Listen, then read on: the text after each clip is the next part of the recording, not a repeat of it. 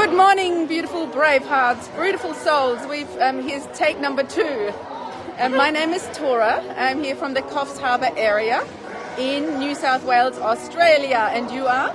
I am Emily Hager, assisting Daryl and Alicia with the course today, day 1 of Whole Life Coach.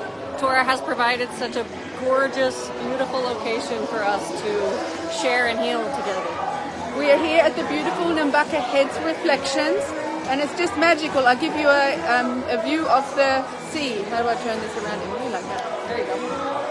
So here we are, the sea, and we've seen lots of whales over the last few days. And I will now take you on a little tour inside our training room where all the magic and all the action is taking place. And these are the people who have chosen themselves first. Look at this beautiful people. Woo!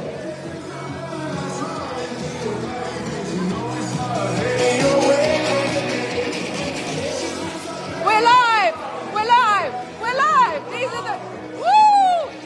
are the Bravehearts who have chosen themselves first. Woo! So much energy, so much passion.